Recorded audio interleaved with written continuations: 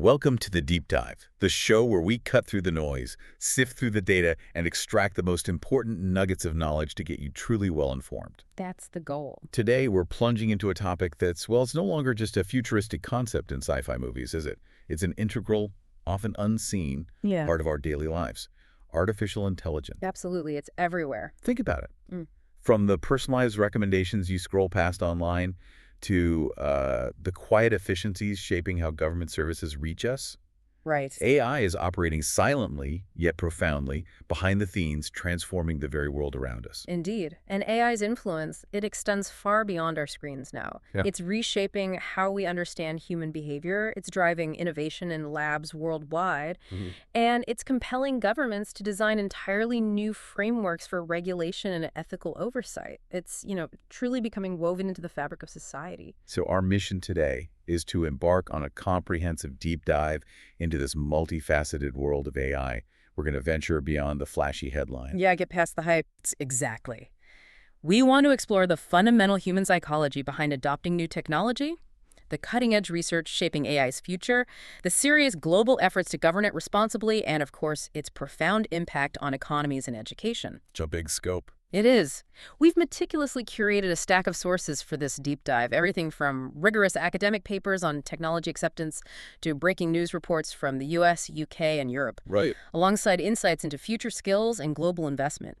It's a truly global 360-degree look at this transformative technology, and we're here to give you that essential shortcut to being well-informed. And what becomes immediately clear when you look at these diverse sources is just how AI's tendrils reach into every domain. I mean, from the most individual psychological impulse right up to grand-scale national policy. It's a testament to its pervasive and accelerating integration. So let's unpack this. Let's start with something fundamentally human. With all this incredible AI technology emerging, the ultimate success still comes down to one thing. Us. People. People.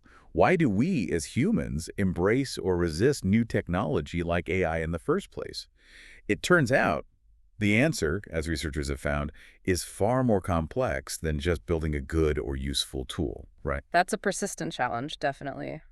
In the field of information systems, IS, and information technology, IT, well, for decades, researchers and practitioners have grappled with predicting whether individuals and organizations will actually accept and use new innovations. Because a brilliantly engineered system can still fail if people just don't adopt it. Precisely. It gathers digital dust, so to speak. And this isn't a new problem, is it?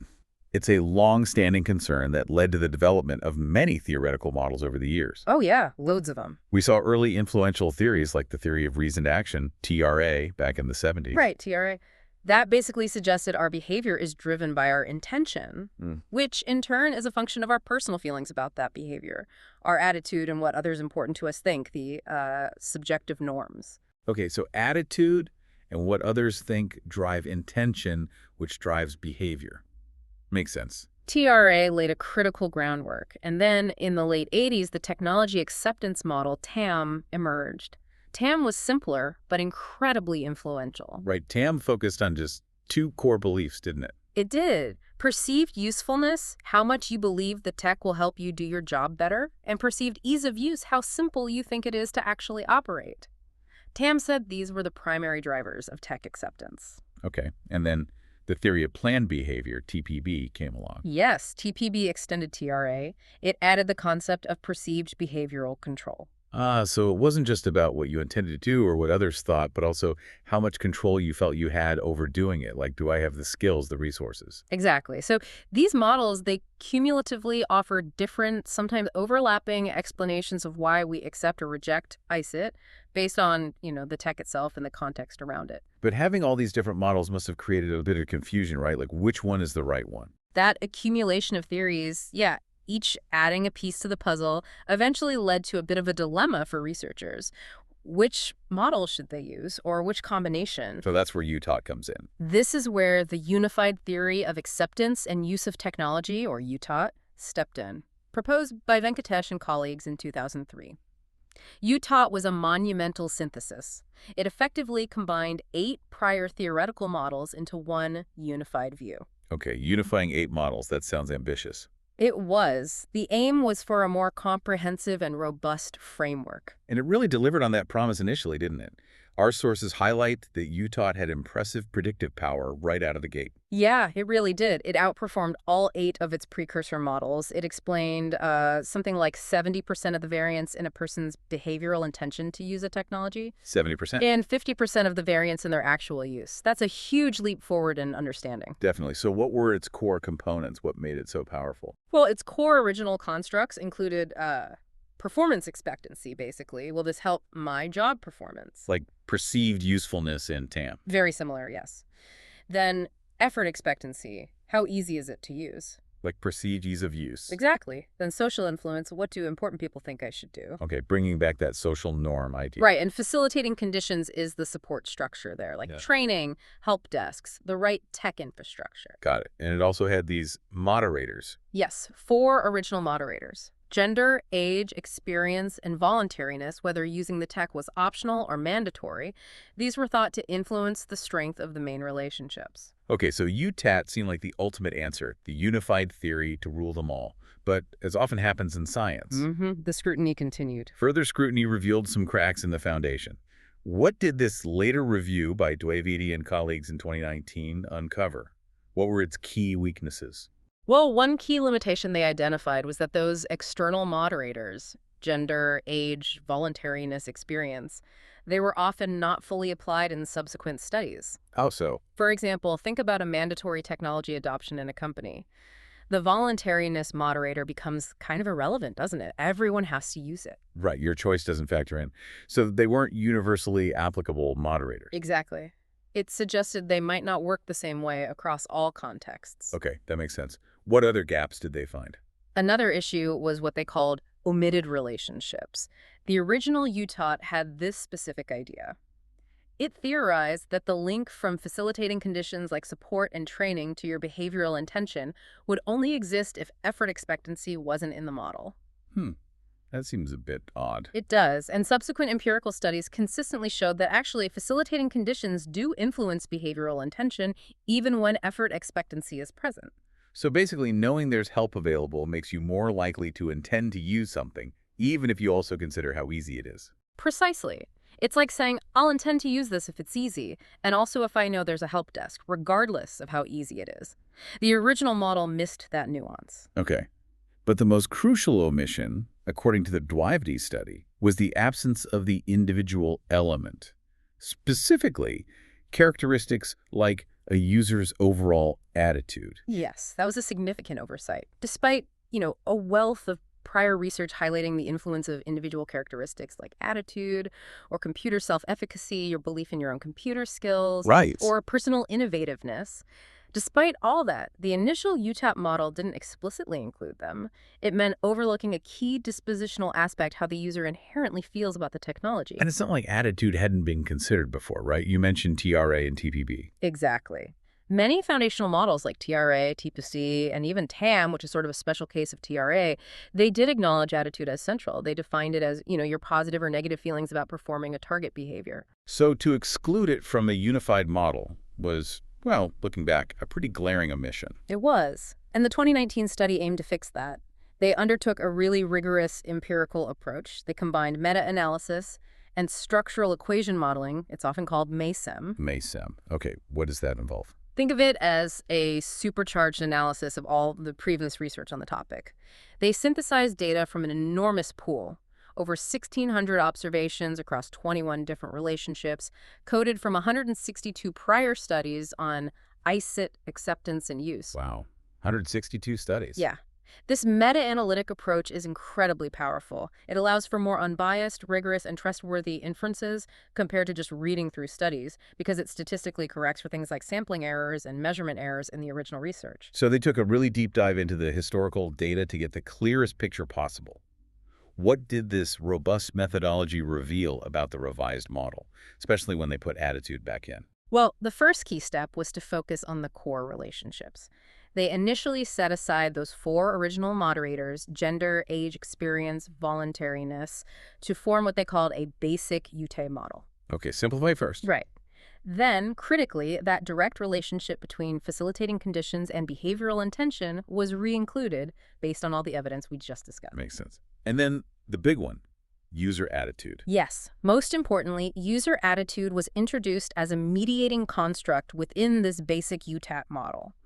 And the findings were quite striking. The analysis revealed that attitude was indeed central, absolutely central to behavioral intentions and actual usage behavior. Central how? It confirmed that attitude partially mediated the effects of all four of those core drivers: performance expectancy, effort expectancy, facilitating conditions, and social influence on behavioral intention. Okay, let me break that down. So attitude acts as this crucial bridge, right? It's not just that a system is useful or easy to use, but how that usefulness or ease makes you feel about it. That feeling, that attitude, is what then drives your intention to use it. Exactly. That's a perfect way to put it. It's the bridge. And here's where it gets even more fascinating. A major finding was that attitude exerted a direct influence on usage behavior itself, beyond its indirect effect through behavioral intention. Wait, directly influencing behavior without necessarily forming a strong intention first. That's what the data suggested. It implies that individuals might actually use an ICID innovation based simply on the strength of their positive attitude, maybe subconsciously, even if they don't consciously form a strong intention to use it. That feels incredibly relatable, like, I just like this app so I use it, rather than a formal, I intend to use this app. Precisely. It's like, I feel good about this, so I'm just going to use it. This is a powerful insight, especially because previous research had noted that the link between intention and actual usage wasn't always that strong or predictable. Attitude might be a more direct driver in some cases. Wow. Okay, so attitude is key. What about what influences attitude itself? Did the study shed light on that? It did. It also uncovered that attitude itself was significantly influenced by facilitating conditions and social influence, in addition to performance expectancy and effort expectancy, which were kind of expected. That's interesting. So the support available, facilitating conditions, and what others think, social influence, directly shape how you feel about the tech. Yes. It suggests that having good training, a helpful help desk, or seeing your respected colleagues using and liking the technology directly shapes your personal feelings, your attitude towards it. It's not just about the tech's features, but the whole ecosystem around it. This sounds like a real game changer for how we understand technology adoption. And the study even quantified the improvement in explanatory power, right? Yes, and the numbers are compelling. The revised model significantly increased the variance explained for behavioral intention from 38% in the basic model to 45% with attitude included. Okay, a decent jump. And for usage behavior, it went from 21% explained to 27%. While those numbers might not seem astronomical in isolation, statistically, that increase highlights the critical importance of explicitly modeling attitude. It was the missing piece. So let's make this practical. For organizations and managers looking to implement new AI systems, maybe rolling out a new tool for their teams, what are the key takeaways? What should they focus on based on this research? The findings really underscore that managers should proactively focus on shaping positive attitudes towards new ICIT innovations. It's not just about deploying the tech, it's about managing the human response. So how do they do that? Well, first, continuously improve the perceived usefulness and ease of use. That means really understanding user needs, having clean design, and effectively communicating the benefits. Use brochures, live demos, share success stories, show, don't just tell, how it helps. Okay, make it useful, make it easy, and show people that. What about the support and social side? Exactly. Bolster the support infrastructure, provide robust facilitating conditions. That means good training in-house or from the vendor. Responsive help desks, people need to know they can get help quickly. And ensuring the underlying organizational and technical infrastructure is solid. Users need to feel supported, not abandoned. Right, that feeling of support definitely impacts attitude. Yeah. And the social influence. Actively manage how social influence is exerted. Don't leave it to chance or the rumor mill. Organize forums where people can share best practices. Identify and empower champions people who are enthusiastic and can generate positive word of mouth. Like internal influencers for the tech. Kind of, yeah. And also have plans to address negative feedback quickly and constructively. These actions help shape user attitudes based on shared positive experiences and perceptions. It really brings home that the human element, particularly attitude, is absolutely central to successful AI adoption. That's a fantastic foundation for understanding why people do or don't embrace AI. But what about the bleeding edge? What are the next big things coming out of the AI labs right now that could change everything? Ah, the future stuff. Yeah. Our sources give us a fascinating glimpse into the vanguard of AI research and development, particularly through the 2025 Amazon Fellows Program. This is a highly prestigious initiative from their Science Hub for Humanity and Artificial Intelligence. Oh yeah, getting one of those fellowships is a huge deal. Incredibly competitive. Only 13 PhD students from UCLA Samueli School of Engineering were selected from a pool of 47 highly accomplished nominees. These are really the brightest minds. So looking at the kinds of projects these fellows are working on, what's the big picture here? What are the main frontiers they're pushing? It seems to be a clear push towards making AI not just smarter, but also more reliable, ethical, and universally accessible, moving it from just being clever to being truly dependable and usable by everyone. That sounds critical. Give us some examples. Okay, so we have Oliver Broderick. His work is on the minimal properties of AI models for provable guarantees about their behavior. He's looking at that tricky trade-off between how expressive or powerful an AI model can be and how understandable or tractable it is, especially for probabilistic models where uncertainty is involved. So making AI more trustworthy from the ground up, we need to be able to guarantee how it behaves, especially in critical systems. That's fundamental research. Definitely. Then there's Kunlun Kai, focusing on security and privacy and emerging technologies like extended reality XR and machine learning. Kai is actually developing security tools for XR and exploring new ways hackers might attack large audio models. That's incredibly timely. As AI gets woven into everything, the attack surface grows, right? Security and privacy aren't afterthoughts, they have to be built in. That research is vital for safe deployment. And how about Shufan Li? Their interest is in unified modeling for multimodal understanding and generation tasks. Think about AI that can work seamlessly with text, images, video, sound. Multimodal AI, that's huge. AI that can understand and create across different types of data that feels much closer to human-like intelligence. It's about breaking down the silos between different data formats. Exactly. And speaking of breaking down silos, Natarajan Balaji Shankar is developing robust, automatic speech recognition ASR systems for low-resource domains. Specifically mentioned are children's speech and African American English. Oh, that's so important. We know current voice tech often struggles with certain accents or speech patterns. This is vital for inclusivity, making sure AI works reliably for everyone, not just the standard training data demographic. Absolutely. Another fascinating one is Yankyu Zhu. They're working on advanced AI models and their applications across really diverse fields, recommender systems, healthcare, computational chemistry, even autonomous scientific discovery. They're using graph deep learning, data-efficient learning, LLMs. That really showcases AI's incredible multidisciplinary impact, doesn't it? From optimizing your movie suggestions to potentially discovering new drugs or materials, it's becoming an indispensable tool across so many different fields. And the list goes on. Other fellows are working on AI-driven computational imaging, human-computer interaction in wearable sensing, like smartwatches that understand context, and advanced reasoning over complex multimodal information, trying to get AI to reason more like humans, even using self-reflection. Wow, it's an incredible range. These projects really represent the absolute forefront of AI innovation globally. It gives you a real glimpse into where the technology is heading and the complex problems the next generation of AI leaders are tackling. Truly inspiring stuff. But it's not just Amazon recognizing top AI talent. There's a rising star from the University of Houston's College of Natural Sciences and Mathematics, Rabimba Karanjai. He's a computer science doctoral student Yes, I saw so. who's garnered significant attention. He's notably the only student in the Google Cloud Research Innovators Program cohort. The only student, that's quite an achievement in itself. And get this, he's received the Academic Research Award from the Sudi Foundation for the third consecutive year. Apparently that's an achievement previously matched only by Cornell University. Third year in a row, matched only by an entire Ivy League university.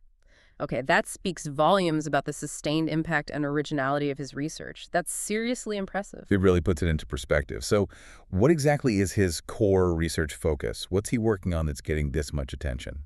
His primary area is AI reasoning and code generation. And his overarching aim is a critical one we just touched on, making AI reliable and understandable. Reliability again. Yeah. Seems to be a major theme. It has to be, right? Especially as AI gets deployed in sensitive applications, finance, healthcare, autonomous systems where errors can have huge consequences. We need to trust these systems. Absolutely. Can you give us a concrete example of his projects? Sure, his initial work involved creating an AI model that could take an existing smart contract that's code on a blockchain that automatically executes agreements. Right. Take one written in one programming language and translate it accurately to another. That helps with interoperability, efficiency in blockchain, and software development generally. Okay, useful. And his latest work? His latest work, funded by that third SUI Foundation grant, is even more compelling. He proposed and is actively building a tool that can not only translate code, but also assess the accuracy of written code and even suggest patches or fixes to make it work better. Wow. AI that debugs and improves code. That sounds incredibly useful for software development. But building something like that must be incredibly challenging, right? Yeah. Making sure the AI suggestions are actually correct and don't introduce new bugs. Oh, the challenge is immense. You're right. Ensuring that AI suggestions are consistently accurate, secure, and don't introduce subtle vulnerabilities, that requires a very deep understanding of programming languages, logic, potential attack vectors. It's a high bar. But the payoff could be huge. Exactly. If successful, it directly addresses the critical need for secure and robust software, especially in those sensitive domains. What motivates Kranjai beyond these impressive awards? Does he talk about his long-term vision? He does. He plans to remain in academia, aiming to become a professor. He openly says the awards boosted his confidence and steered him that way. But beyond that, he wants to apply and extend his research into other vital fields, specifically mentioning biomedical and legal domains. Interesting. Applying AI code analysis to medical software or legal contracts, perhaps? That seems to be the direction. It highlights, again, that interdisciplinary potential of AI, taking these core techniques and applying them far beyond just traditional tech. It's also refreshing to hear someone at the forefront openly acknowledge AI's limitations. He admits that AI might not always be correct and may fail 2 times out of 10. How does his research approach this fallibility? He's very direct about it. His research is designed to, as he puts it, showcase that point and will guarantee it when it works. The focus is on building trust and provable reliability. So understanding the failure modes. Understanding them, designing systems that can either avoid them or at the very least guarantee performance within defined, understood parameters. It's about moving from it works most of the time, maybe, to we can prove it works reliably within these specific bounds. That's crucial for safe and ethical deployment. Fascinating stuff on the research front. Okay, let's shift gears now. From the lab to the real world. How are governments grappling with this powerful technology? We're moving into AI's footprint in governance and public services. Let's start with a big one, the European AI Office. Right. The EU AI Office, its establishment within the European Commission, is a really significant development. It reflects this global trend towards needing robust AI governance. It's basically acknowledging that innovation is great, but it has to be balanced with safety, accountability, ethics. Exactly. It's a proactive step by the EU to try and shape the AI landscape responsibly, not just react after things go wrong. So what exactly is its core mandate? What's its job? It's multifaceted. Primarily, it supports the implementation of the EU Artificial Intelligence Act. A big part of that is supervising and enforcing the obligations for providers of what they call general-purpose AI models, GPAI. GPAI, like the big foundational models, large language models, that kind of thing. Precisely. Models that can be used for many different purposes. But the office is more than just enforcement. It also aims to actively foster the development and use of trustworthy AI and contribute to international cooperation on AI governance. So it's regulation and promotion of the good kind of AI. Okay, so not just a watchdog, but also trying to steer development positively. Where does it sit organizationally, and what does it look like? It's located within the Commission's Directorate General for Communication Networks, Content and Technology, DG Connect. And its structure is quite interesting. 5 specialized units. 5 units, covering what? There's excellence in AI and robotics, regulation compliant, AI safety, AI innovation and policy coordination, and AI for societal good. Wow, that covers a lot of ground. It really does. It shows a comprehensive approach. It's led by Lucilla Scioli, a seasoned EU official, and the plan is to employ over 140 staff, tech specialists, lawyers, policy experts. That's a serious investment in oversight. They're clearly putting resources behind this. Definitely signals commitment. Let's talk timeline. When did this all kick off, and what are the key dates companies need to worry about? Okay, so the AI office was formally established on February 21st, 2024. Interestingly, that was before the EU AI Act itself was formally adopted and entered into force, which happened on August 1st, 2024. So they set up the office first to get ready. Exactly. A deliberate move by the Commission to allow for early preparation and rapid implementation. Then, fast forward to July 2025, the Commission received and published the General Purpose AI Code of Practice. This was a voluntary code. Voluntary, It's okay. developed by independent experts with input from over 1,000 stakeholders. It covers critical areas like transparency, copyright, safety, security for those GPAI models. So voluntary at first, giving companies a chance to adapt and maybe get their ducks in a row. That seems to be the idea. The Commission also issued guidelines clarifying who needs to comply with GPAI rules and how key concepts apply. They even provided a template for GPAI providers to publish summaries of their training data, a big push for transparency and respecting copyright. Okay, but when does it become mandatory? What are the deadlines? Right, the crucial dates. On August 1st, 2025, the Commission confirmed that the GPAI obligations would start to apply from August 2, 2025. Enforcement by the Commission through the AI Office begins exactly 1 year later, August 2, 2026. Okay, so a year's grace period for enforcement? Yes, and for GPAI models that were already on the market before August 2, 2025, there's an even longer compliance deadline, August 2, 2027, so a clear ramp up. But eventually there are teeth. What kind of enforcement powers and penalties are we talking about if a company doesn't comply down the line? The AI Office has exclusive powers across all 27 EU member states to monitor, supervise, and enforce these rules. And the penalties are substantial. For certain GPAI infringements, it's up to 3% of worldwide annual turnover, or 15 million, whichever is higher. 3% of global turnover. That's huge. It is. And for specified prohibited practices, things the EU deems too high risk for AI, like social scoring by governments, the penalties can go up to 35 million or 7% of worldwide annual turnover. 7%. Okay, they are not messing around. Definitely not. It underscores the seriousness of the EU's commitment to responsible AI. They're putting serious financial consequences on the table. How does this AI office fit into the bigger picture? Is it working alone? No, not at all. It integrates with and supports other new bodies created by the AI Act. There's the European Artificial Intelligence Board with representatives from each member state. There's a scientific panel of independent experts and an advisory forum with stakeholders from industry, civil society, etc. So a multi-pronged approach. Very much so. It also cooperates with the European Center for Algorithmic Transparency. Its responsibilities are broad, analyzing new systemic risks from GPAI, conducting model evaluations, investigating potential infringements. It's designed as a comprehensive, multi-stakeholder system for robust and adaptive oversight. Okay, so that's the view from Brussels. But AI is also transforming public services on a more practical, day-to-day level right now. Let's look at AI in action in the US and the UK.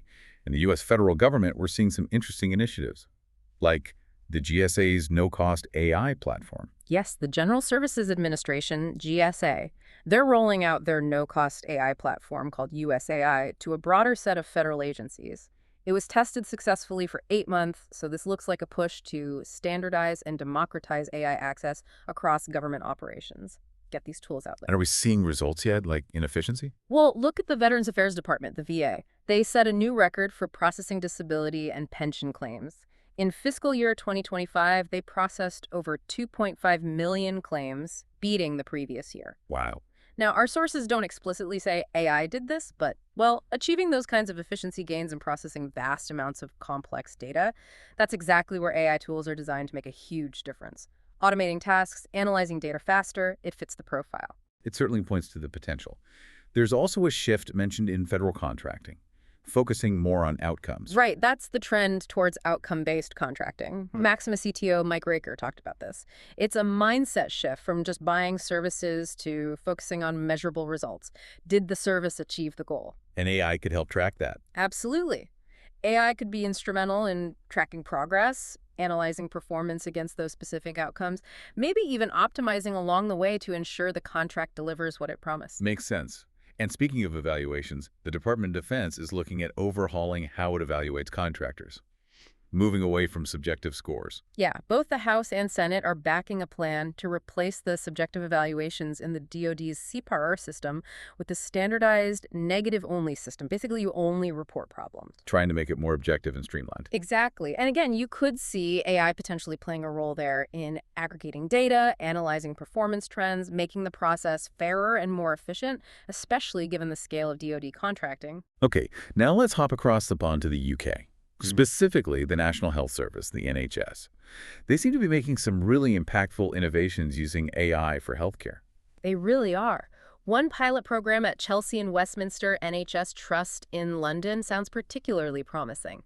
They're trialing an AI tool to significantly speed up patient discharges. How does that work? The platform extracts key information from medical records, diagnoses, test results, medications, and helps medics draft the discharge summaries. These summaries usually take doctors ages to write up. Oh, I can imagine. So this frees up doctors from paperwork. Huge amounts of it, apparently. The goal is to cut waiting times, free up hospital beds faster for new patients who need them. It tackles a major operational bottleneck in the NHS. That sounds like a massive win-win. Better for patients, better for doctors, better for hospital flow. Exactly. A direct, tangible application of AI solving a real-world problem. And this isn't just a one-off experiment, right? Yeah. It's part of a bigger strategy. It seems so. The health secretary, Wes Streeting, called this tool potentially transformational, part of a 10-year health plan to shift the NHS from analog to digital. And the Prime Minister, Keir Starmer, has also publicly said AI will be used to turn around the economy and public services. So there's high-level backing. And they're trying AI in other areas, too, not just hospital discharges. Oh, yes. Quite a range. Mhm. For instance, in probation services, tech has reportedly halved the time officers spend organizing notes by transcribing and summarizing meetings with offenders. Freeing them up for more direct support. Right. In hospitals, again, there's AI being trialed to analyze databases to catch potential safety scandals early, like an early warning system looking for patterns or trends that might indicate a problem, triggering inspections sooner. Wow, AI is a safety net. That's powerful. And then there's patient access. The first NHS AI-run physiotherapy clinic, using an app called Flock Health, reportedly halved the waiting list for back pain and musculoskeletal services in one region. Over 2,500 patients got access over 12 weeks. Have the waiting list. That's a huge impact on people waiting in pain. Massive. And looking even further ahead, they're trialing a superhuman AI tool to predict a patient's risk of disease and early dying, pushing into proactive preventative health management using AI. That's a significant shift from reactive treatment to proactive prediction. What's the economic thinking behind all this? What's the government hoping to achieve? The Technology Secretary, Peter Kyle, really emphasized the economic potential. He called these projects AI exemplars, showing how tech can build a smarter, more efficient state.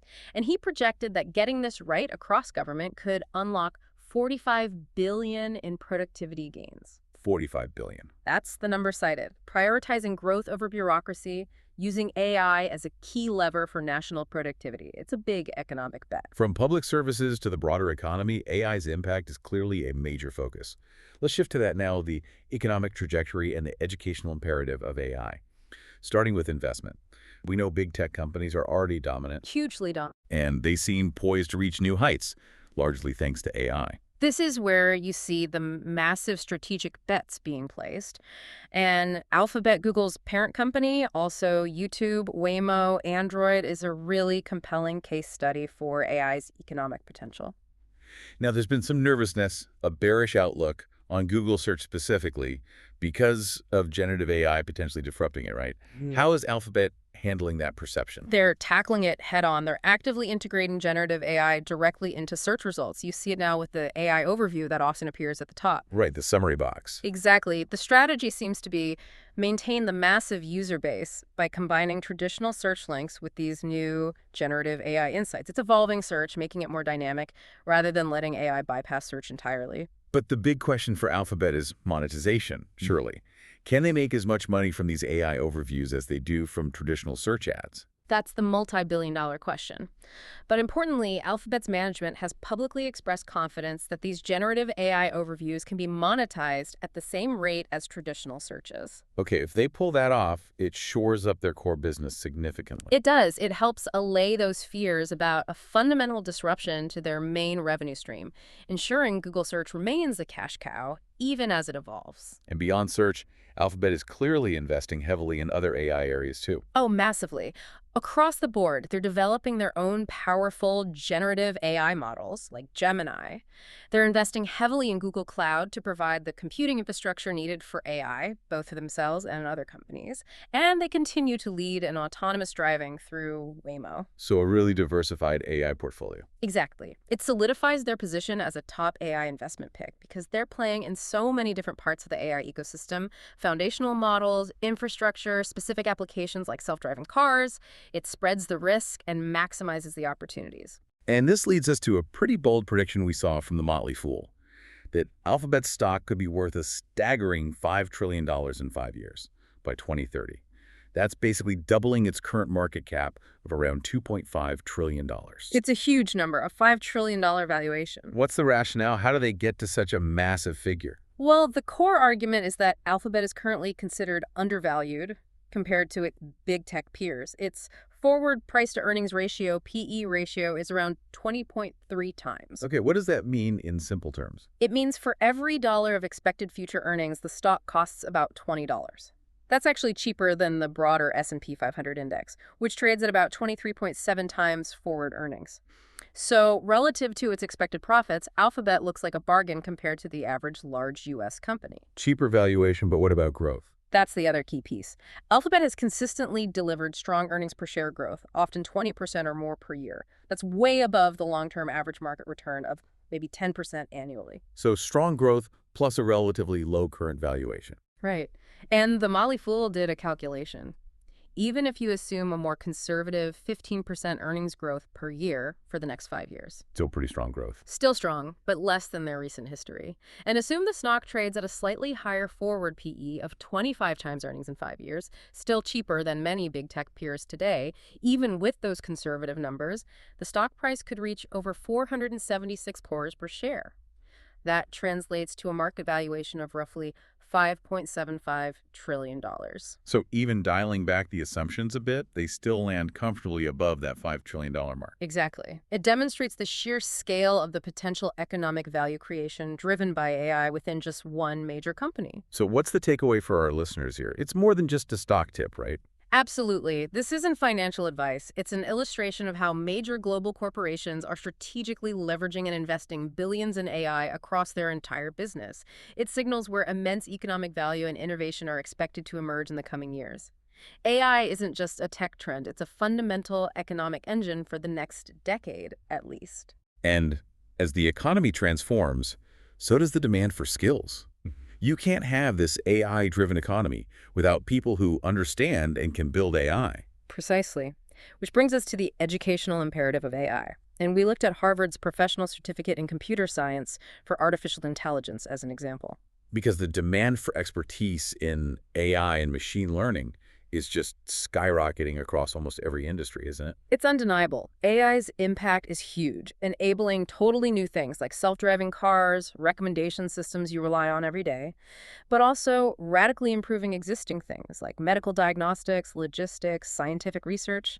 It's changing how we live and work, so the skills needed are changing too. And Harvard Online's certificate program is positioned as a direct response to this need, aiming to future-proof your career. What's involved in the program? It's designed to be practical and comprehensive. It actually consists of 2 core courses. First, the legendary CS50, Introduction to Computer Science. Ah, CS50. Known for being tough but rewarding. Exactly. It gives you that broad, robust foundation in programming fundamentals and common languages. Then the second course builds on that. CS50's Introduction to Artificial Intelligence with Python. That one takes a deep dive into the core concepts and algorithms behind modern AI. So, fundamentals first, then specialization. Makes sense. How long does it take, and what skills do you walk away with? The certificate can be earned in about 5 months, and it's very hands-on. The key learning outcomes are pretty impressive. Mastery of common programming languages, a deep understanding of AI principles and machine learning theory, Hmm. exposure to the theory behind crucial AI algorithms, things like graph search, classification, optimization, reinforcement learning. You also get proficiency in using specific software libraries for machine learning. But maybe the most important outcome they aim for is the ability to design intelligent systems of your own. It's about moving from just understanding AI to actually being able to create with it. That's a powerful goal. Beyond consumption to creation, what does the job market look like for people with these kinds of skills? The outlook is very strong.